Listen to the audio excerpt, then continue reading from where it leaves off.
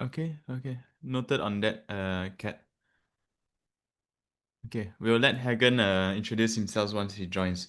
So, guys, thank you for joining today's session. I know it's on a Monday and everyone is weeks is just getting started. So, today I'm going to tell you guys all about Ethereum staking and how you guys can get up to speed on this topic in 2025. Oops, what's happening? Right. So before we get into the meat of today's topic, let me do a quick introduction of myself. My name is Sam, also known as Stegosaurus on Twitter. Um, Actually, some people even don't know my real name, but know me more of as Stegosaurus when I go to like events and stuff. Yeah. So basically, what I am is I am an Ethereum solo staker, and I am also a contributor of the Lido Community Lifeguards Initiative. There are either titles associated to Stegosaurus like Obo Staking Master, SSV Verified Operator, but let's put that aside for now. What I do is basically I run distributed validators, Ethereum validators from home using consumer hardware, running on residential internet connection and residential power lines. So it is highly possible and probable for everyone to do what I am doing. I also create guides and tools for my fellow solo stakers, and I run solo staking communities across Asia. So that's me in a nutshell. In my previous life, I worked as a VC investor for 5 years, focusing around the Southeast Asia region. Throughout these 5 years, I also did my CFA charter. So yep. So I still have a comma CFA behind my name. If I want to. Yeah, but I've stopped using it in the space because it's less relevant. Yeah. So yeah, you can wait. Why did this not show up just now? Oops. Yeah. So from running validators from home, I generate around 3,500 HED per month, and but this amount increases and decreases with the Ethereum price. All right, so I know most of you are already in the space, but let me do a very quick speed run on what blockchain is. So, and for that, we need to start from the differences or the distinction between centralized versus decentralized systems. So, for centralized systems, as you guys know, these are, for example, the banks, payment networks, insurance platforms, the social media platforms we know today. And what it means is that a single entity can control the past, present, and future of the system state. Yeah. It does not mean that this single entity stores all of its data of the system on just one device. They can have many devices. They can have one computer in every country in the world, but that makes it distributed but not decentralized. Right? As long as one entity can decide what changes are valid on the system and what changes are not valid, then it is a centralized system. Decentralized systems, on the other hand, for example, blockchain networks, rely on a network of independent nodes working together to arrive at consensus to determine the system state, or what is real and what is not. Right, but herein lies the question: who gets to vote in this system, in this decentralized system? And what is stopping me, a single person, a single entity, from spinning up 1,000 servers, 1,000 nodes, and pretending to be 1,000 independent entities so that I can sway the votes of consensus to my favor? And this is where the proof of stake consensus mechanism or Sybil resistance mechanism comes in handy. In the case of Ethereum, by putting up 32 ETH at stake, you can transform non-validator nodes or normal nodes into validator nodes. And this prevents Sybil resistance, prevents nothing at stake voting, and you require more than 2/3 of all validator nodes agreeing on a change to arrive at consensus and then to implement the change and validate the change. Okay? Oh, sorry, Sam. Yes, go I ahead. think Hagen's being way too let in. Oh, really? I don't see. Right. Okay. Am I the only host? Is that why? One Yeah, I sec. think so. Oh, okay. Can I also make you a host then? Let me see. Okay. Hi, Hagen. Wait, let me. Hi there. Sorry for joining a bit late. All good, all good. No worries. We just did a round of introductions and Sam just started the um the topics. So on Ethereum staking, do you wanna give a quick introduction? Sure. So I'm Hagen. I'm a financial regulatory and fintech partner at Gibson Dunn. I do try to be as involved as possible in all of the access sessions around custody and staking, and I've been involved in some of the conceptual discussions around staking. I have lots of clients in the staking space, ranging from Persistent to Babylon, so quite to Eigen, quite a lot. And yeah, very keen to learn more about the sort of the operational aspects of it via this session. I'm very keen to join. Sure. Thanks for joining, Hagen. All right, so you didn't miss much, right? We were recapping on some of the basics on blockchains. So we basically had a distinction between decentralized versus decentralized systems, and then why the proof of stake consensus mechanism matters in decentralized systems. All right. So why decentralized systems matter? Because in a very simplified way, when middlemen are entrenched, they tend towards monopolies, and monopolies are bad for the market, for all users, for all consumers, because they can extract high fees and they can do evil. And in a worst case scenario, they blow up or they run away with users' assets. Decentralized systems removes the need to trust middlemen, right? It can be banks, it can be payment networks, it can be exchanges, all right? Right now, maybe we don't need to trust the banks explicitly because there are regulators in place, but then the regulators become the middlemen, right? In these centralized systems, when we remove the need to trust middlemen, it lowers friction costs. The fees charged are based on actual demand and supply, and you can no longer do evil or blow up. The end users are in full control of their own assets. And you will either need to break cryptography or consensus rules in order to compromise the user's assets. Right, so there's a distinction between blockchains and cryptocurrencies, as everyone knows. Blockchains are the underlying technology. There's no central authority required for true decentralized blockchains, and they're secured by cryptography and consensus mechanisms. Cryptocurrencies, on the other hand, are assets that settle on such blockchains, and they can be used to pay fees when using these blockchains, or they can be assets that live on the blockchains. For example, Bitcoin, Ethereum, USDC, USDT, blah, blah, blah. All right, so enough about blockchains. Now let's come back to Ethereum. Oops. Yep. And let's start by inspecting the user demand for Ethereum today. There is around 93 billion USD worth of TVL, or total value locked in DeFi. This is, you can think of it as the AUM equivalent, right? And in terms of the RWA, there's 7.51 billion, out of which are held by more than 83,000 holders.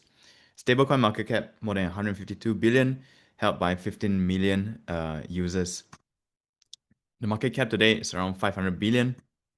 And there's a bunch of use cases unbundling the traditional finance space. So you have borrowing and lending, you have staking, you have the U borrowing stablecoin, you have things like restaking, you have crypto cards, you have what else is there? Interest rate swaps, right? You have tokenized US treasuries, and you have even a decentralized exchange or automated market makers. So, and all of these are not small by any measure. Right, even the smallest ones here by TVL, or the AUM equivalent, is more than 3 billion. So adoption is picking up, right? And even more importantly, the world's largest institutions, the world's largest organizations have also started building on Ethereum. And this is testament to the quality of user demand that Ethereum manages to attract. All right, so just 7, 8 years ago, there were no institutions building on Ethereum or adopting Ethereum. Today, fast forward to today, there are 175, right? And this number grows every week. Every week, new institutions, new organizations announce new initiatives to build on Ethereum. Now, second important factor, the capital. All right. Digital asset treasury companies are in this case represented by SER entities or strategic ETH reserve entities now hold more than 4 million ETH on their balance sheet. 69 of them, equivalent to close to 18 billion USD worth of value, and controlling or contributing to close to 3.4% of total Ethereum supply.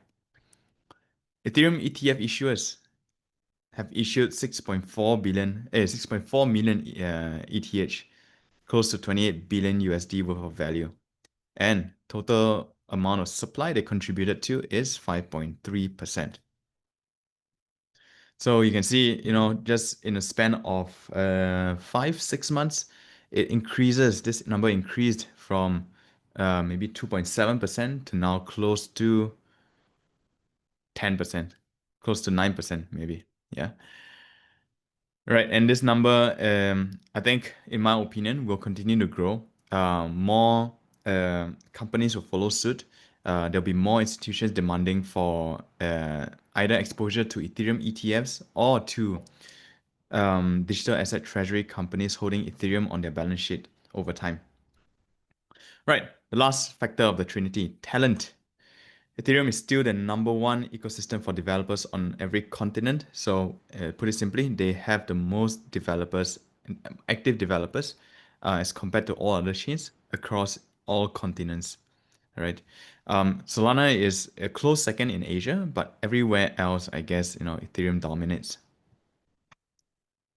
Right. So with so much of value and so much at stake, pun intended, on Ethereum, right? We now have to think about what secures Ethereum or how is Ethereum secured. And this brings us back to the proof of stake consensus mechanism. All right. So by putting 32 ETH at stake, just to recap, non-validator nodes are transformed into validator nodes, providing Sybil resistance, preventing nothing at stake voting, and requiring more than 2/3 of all validator nodes to agree to arrive at consensus. All right. And this is how the Ethereum staking space looks like as a snapshot today. There is around 36 million Ethereum staked, representing more than 1 million validators. Around 29% of all ETH is staked. That's around that up to 30%, right? And around 24% staked through Lido. 36 million of ETH staked is equivalent to $162 billion in USD in value, right? And this is a proxy for the economic security. And what do validators look like? Validators can be as small as this device you see here. It is literally a small PC or your laptop. So this is one of the greatest characteristics of the Ethereum network, where anyone can be a validator on Ethereum, providing security, providing decentralization, and participating in network consensus. Right, so what does all of that mean, right? So let's walk through a highly simplified example, or not, maybe not simplified, but highly intuitive example of what validators actually do. In essence, we do two jobs. Number one is that we process transactions on the Ethereum network. Number two, we secure transactions on the Ethereum network. So every 12 seconds, a new block will be produced on the Ethereum network, and one out of all of these 1 million plus validators will be chosen as something called the block proposer. The block proposer is the one proposing a new block to be appended to the Ethereum network, right? And within this block will contain a list of new transactions that we want to add to the Ethereum network. All right, so the block proposer will tell all other 1 million plus validators here and say, hey guys, I checked these new transactions and they don't contradict with my records. So let's add it to the blockchain as a new block. All other, like once again, million plus validators will serve the role as testers. They will attest to the statement made by the block proposer. So they will say something like, okay, we checked and we can confirm that these transactions also don't contradict with any of our previous transactions in our records. So every validator here, either directly or indirectly, checks and verifies against new transactions against their own records. So consensus on the validity of these list of new transactions is reached only when more than 2/3 of all validators agree. All right. So once consensus is arrived, in 2 rounds, once 2 rounds of consensus is arrived, the previous block is now finalized. All right. So imagine this. Let me use an illustration here.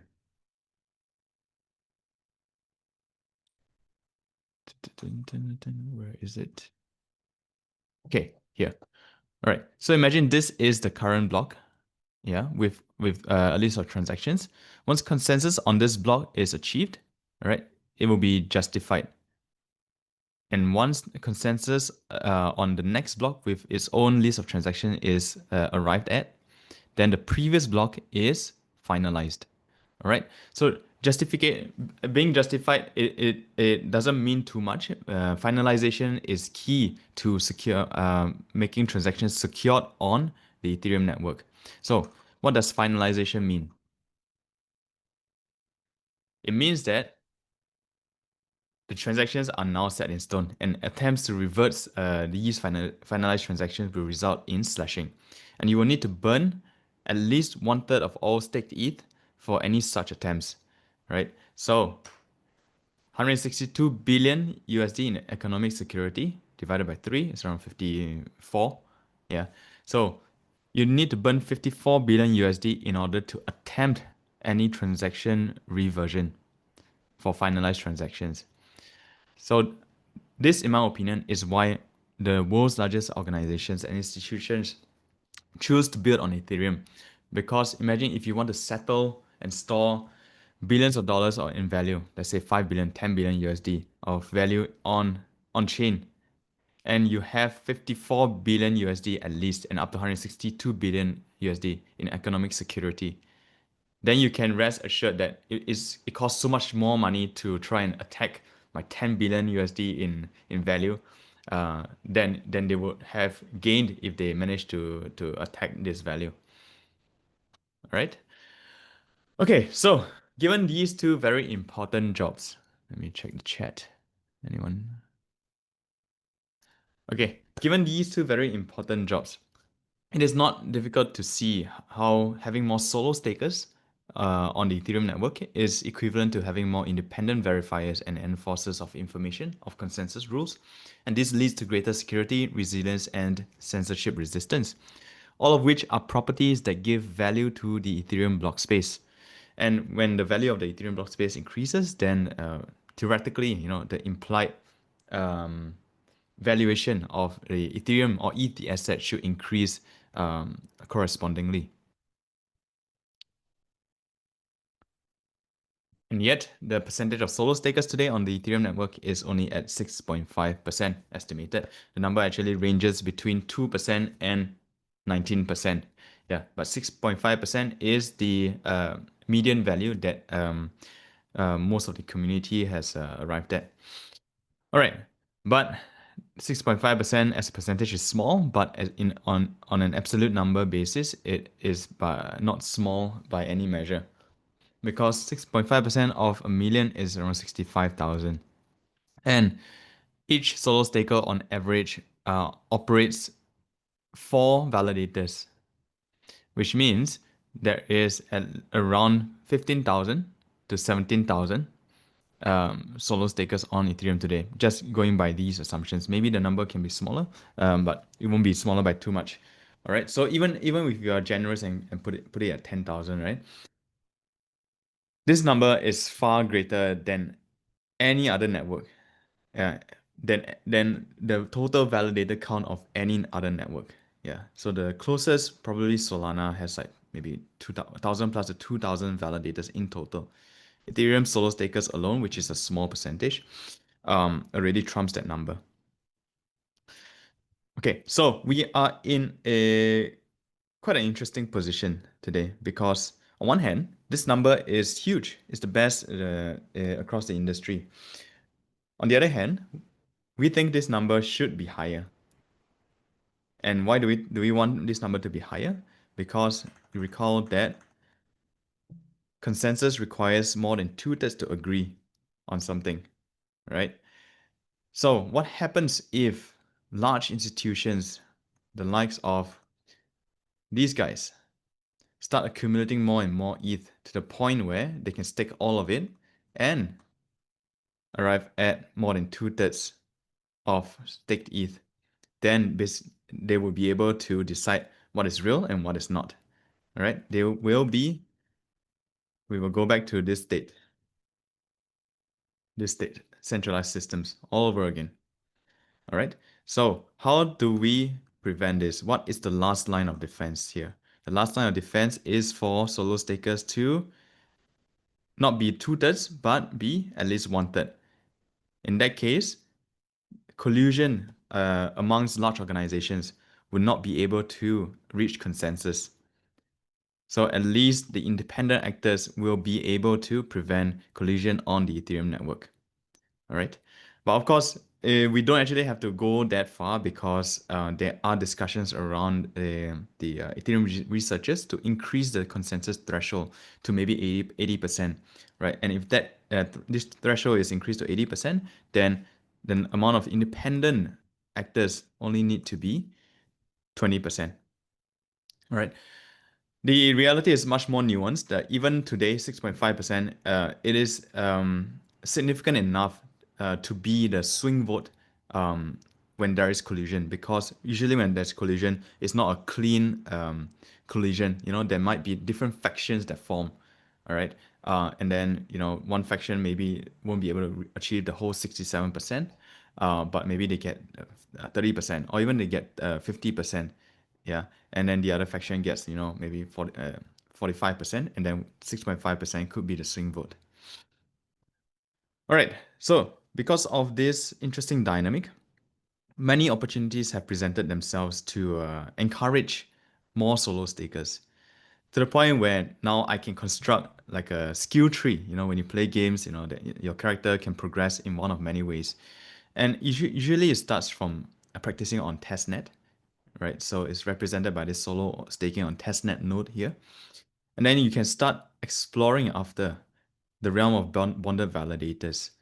Because solo staking requires 32 ETH, bonded validators solutions emerged to solve that problem, reducing the barriers to entry from 32 ETH to as low as 2.4 ETH or 1.3 ETH in the case of Lido CSM.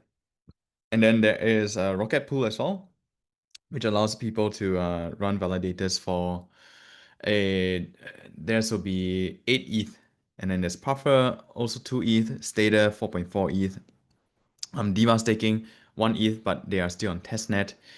And at the same time, because the capital requirements is reduced significantly, the staking rewards are also amplified organically, because now you get to earn not only from the ETH that you stake, but from the ETH that is now delegated to you.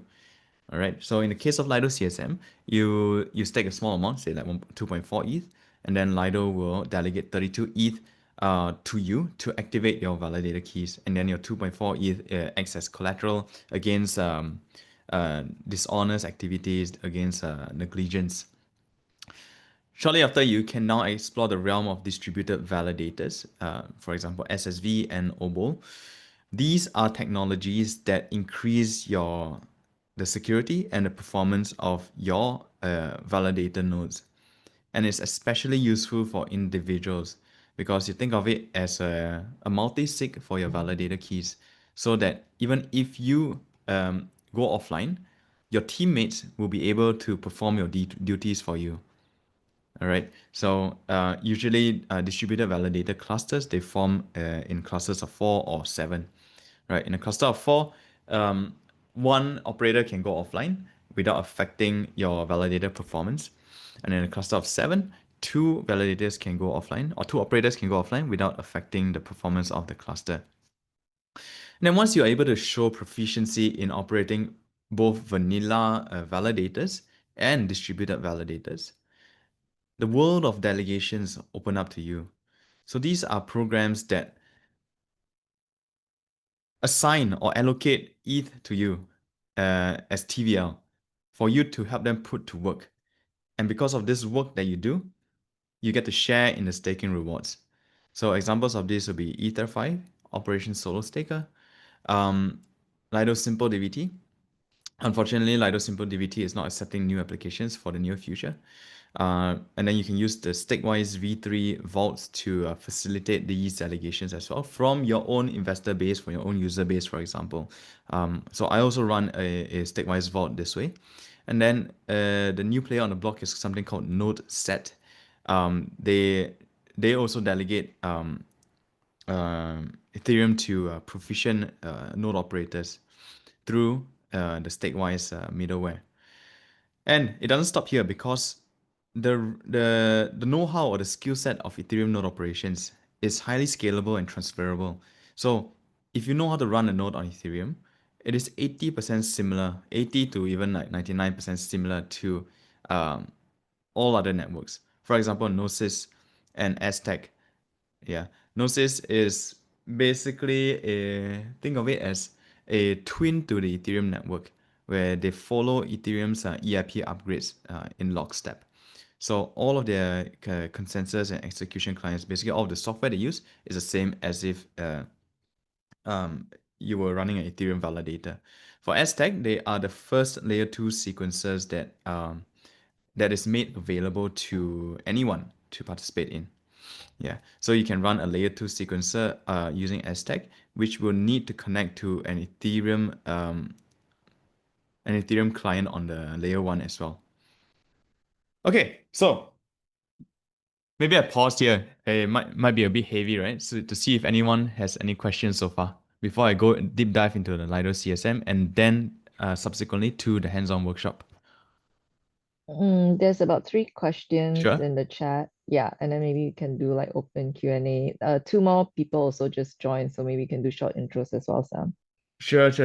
Okay, let me just address the first question. Yeah, what does nothing at stake mean in this context? Okay, so let's go to that slide.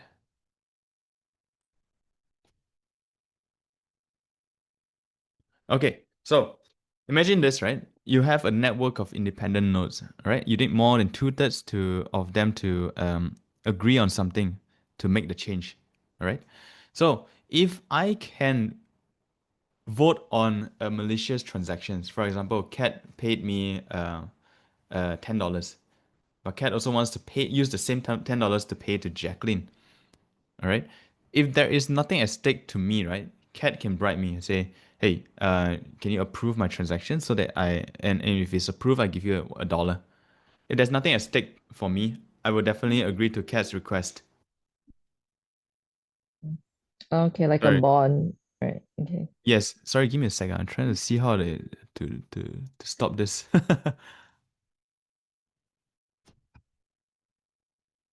Okay. Yes, something like a bond, exactly. Yeah. So if I have 32 ETH at stake, then I should not be doing funky business, right? It's harder for Cat to bribe me. Yeah.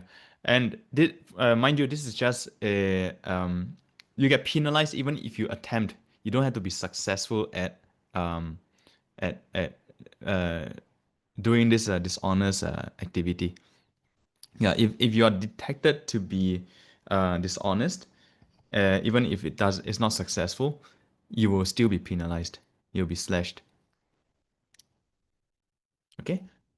Let me go to the next question. How does staking on Ethereum differ from staking on other POS chains? Is it comparable to, example, Solana, Avalanche, Polygon, etc.? So proof of stake networks has many similarities across the board.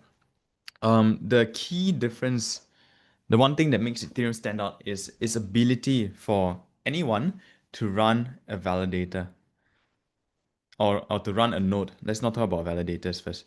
To run a node, like even the white ones, yeah, you can use consumer hardware to run it. For example, for Solana, the hardware alone will cost 8 to 10K USD. And your residential internet connection will not be able to keep up with the network. All right. And what happens when it's designed this way, where not everyone can participate in the network, it is a centralizing force over time. So only the largest players will be able to run nodes to verify the chain, verify transactions by themselves. All right, leaving the most users out of the garden. And so what happens is over time we start to rely more and more on these large organizations, which is bad because now it makes it more easy for collusion to happen. All right. Avalanche is interesting because the last I heard, they are trying to open up their validator network more as well, and they had a program going, but I don't know how it went. But to me, it feels like people are acknowledging the importance of a wider validator set, a more diverse and more decentralized validator set. So it's easy to have a small validator set, so that you have a faster throughput, higher TPS, and you can make bold claims about, oh, my chain is super fast, sub 1 second finality, blah blah blah. But nothing can beat uh, speed and throughput if I run everything on a single hardware, correct? AWS is still the fastest. So decentralized consensus is what's difficult, and this is where Ethereum shines the best. Okay, notes on DVT, distributed validator technology enables, yeah, okay, thanks, Kat. All right, Solana has 21 validators. No, not true. Solana has 1,000 plus, I think. Yeah, yeah, close to 2,000. Yeah, but 21 might be the Nakamoto coefficient, which is how many entities needs to collude in order to achieve consensus. Yeah. Yeah, which is quite a small number. So it's quite scary if you think about it, right? Okay, let's see who just joined. Wait, Annette just joined as well, or rejoined. Okay, shall we do a quick round of intros before we move on to the next section? I think Hema and Oscar, yeah, join. Hello, Hema. Hello, Oscar. Hey, hi. Hema from Zodiac Custody. Nice to meet you. Oh, nice. I know about you guys. Hi. Good to meet you. To meet you. Hey, Oscar. Hey, hi. I'm Oscar, the CFO of Engine. Oh, okay, nice. Haven't seen you guys in a while, the engine guys. Been around since 2017, right? Yes. Interesting. Good to see that you guys are still around. Because we went off Ethereum, so debate whether that was the best choice. So. Yeah, maybe it's time to come back as an L2. Yeah, the base guys who said that. Yeah, okay. All right, so if there are no more questions, let me do a deeper dive into the Lido CSM and how it enables solo staking, enables more solo stakers today. All right, so around 1 year plus ago, Lido launched this new module called the community staking module. And the most important aspects of it is that it heavily reduces the capital requirements for anyone to become to run Ethereum validators. On the base model, you needed 32 ETH, but with the Lido CSM, your first validator key only requires 2.4 ETH, and subsequent validators require only 1.3 ETH. For each of these collateral that you provide, for each validator key, Lido will match you with 32 ETH from the protocol or from the module, right? And as a consequence of this, you get more than 2 times higher ETH staking rewards when you run your validators using this module. All right.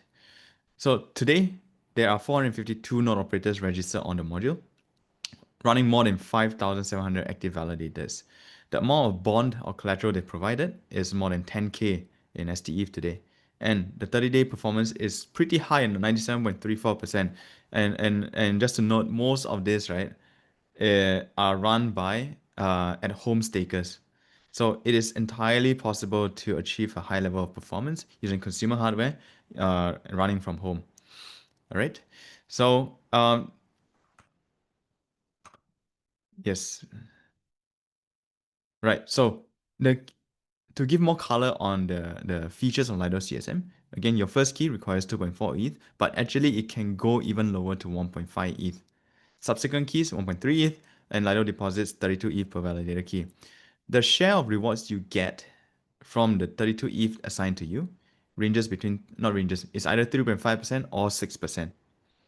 And most importantly is the bond that you provide, 1.5 ETH, 2.4 ETH, 1.3 ETH, also accrues staking rewards because it is held in stETH. And stETH accrues staking rewards automatically through rebasing.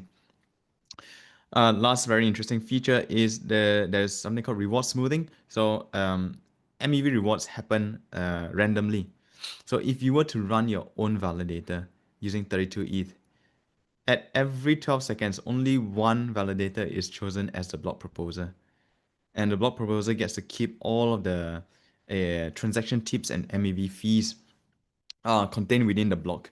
So if you are unlucky, you can not be assigned the block proposer role for the entire year, and you will not be able to earn these MEV rewards. But Lido CSM solves this problem because rewards are smoothed. MEV rewards are smoothed across the entire Lido protocol, not just CSM. So Lido has like close to 40 billion USD in TVL today, and all these are run by node operators. So the likelihood of them getting the block proposer role tends towards the average. Okay, which means you get the most consistently high staking rewards if you stake through Lido CSM. And not just stake, you stake and you have to operate the hardware. All right, so why is there an asterisk on these two numbers? How can you get more beneficial parameters or terms using Lido CSM? And the answer is you have to, or you can not have to, you can explore something called the Identified Community Stakers Framework. All right, and what is that? We'll come to that later. So liquid staking gets you 2.7% today, around there. With Lido CSM, you can get around 7.5%. The multiplier on your capital efficiency is around 2.78 times. Right, so super lucrative, and that is why capacity is limited. Today, only 3% of Lido TVL is allocated to this CSM module. The next increase will be during the launch of CSM V2 sometime in October, which will raise this amount to 5%. Yeah, currently only 2% is being utilized, right? And the cap has been increased to 3%, but it requires net new inflows into the Lido protocol before it can be assigned or before it can be allocated to new CSM operators. Right. So back to the Identified Community Stakers Framework. All right. So what is it? It allows you more lenient usage parameters overall as a Ethereum node operator. You get priority queue. You get to be in the priority queue for your first 10 keys. The default priority is priority 5. So when you deposit into the Lido community staking module and you want to run an Ethereum validator that way, you will be queuing up in the last priority. But if you clear the ICS conditions, the Identified Community Stakers conditions, you get pushed all the way to the front in priority 0. You get 6% reward share for up to 16 keys, and then 17 keys onward, your reward share drops to 3.5%. All right.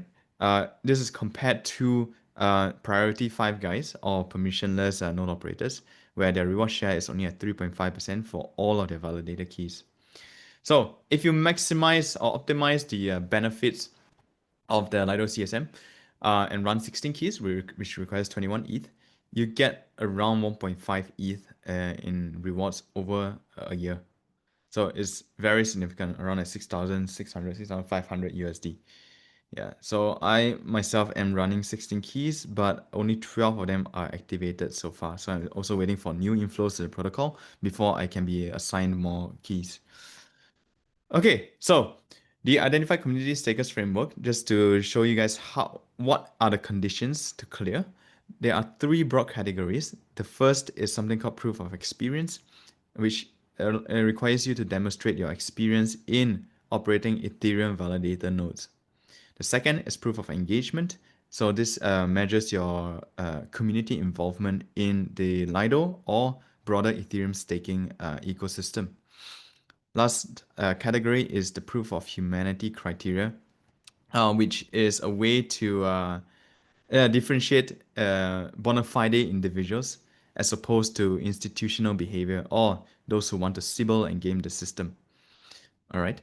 So there are minimum scores and maximum scores you can score in each category. And the criteria here is that you need to achieve the minimum score in each category plus achieve a total score of 15. All right. So you can think of all of these tasks as quests, and each quest earns you some score. Yeah.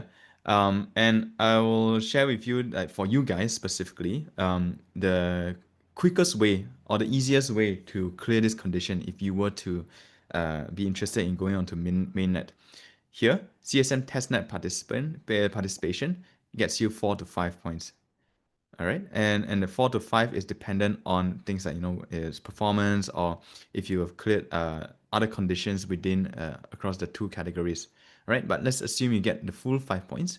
You already clear the minimum for this category. Proof of engagement, you have Lido Galaxy score, which will be the easiest way for you to clear at least 4 points.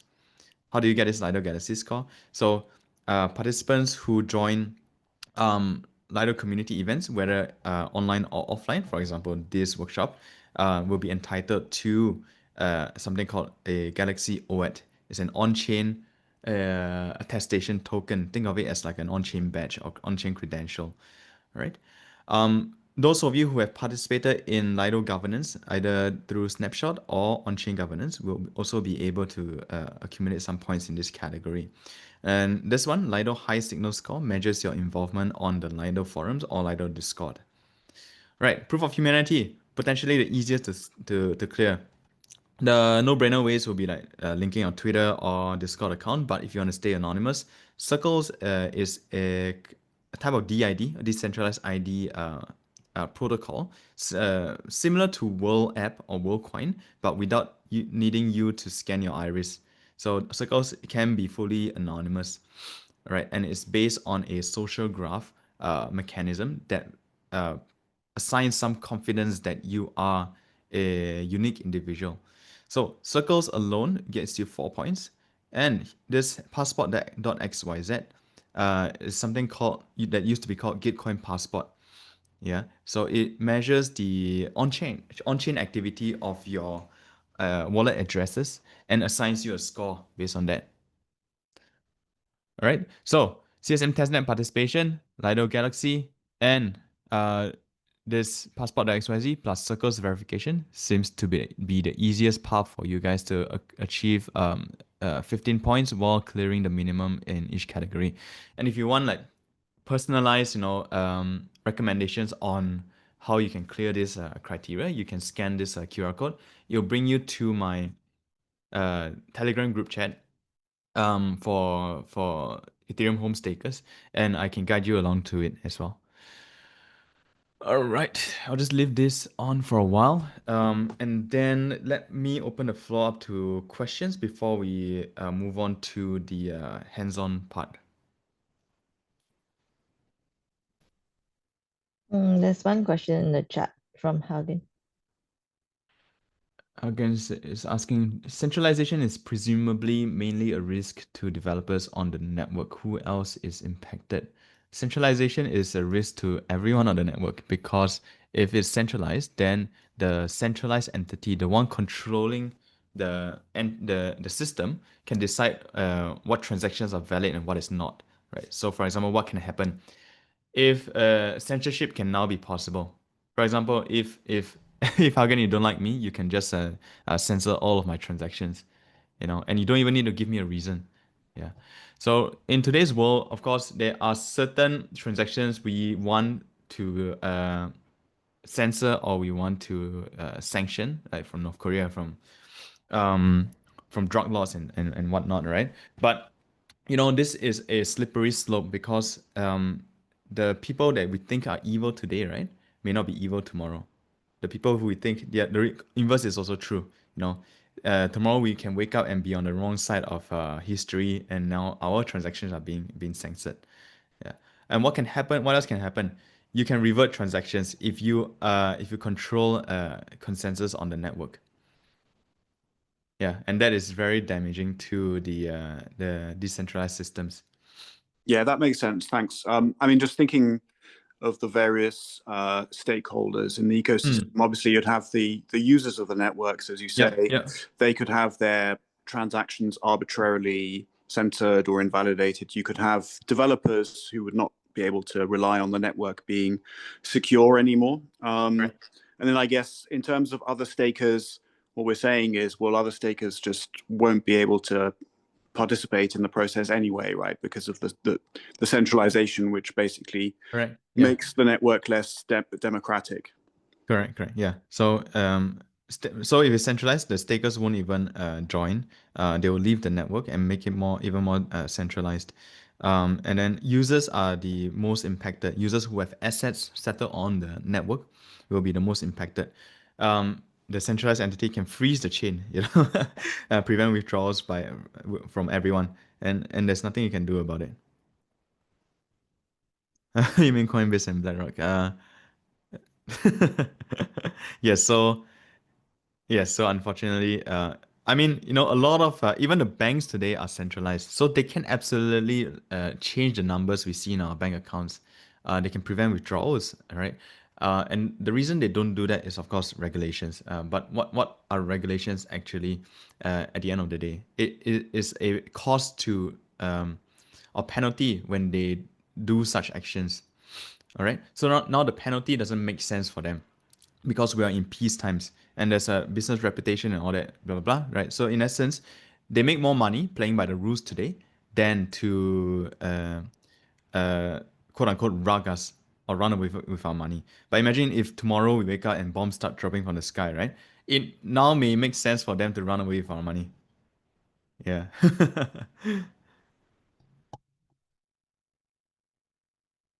Yeah.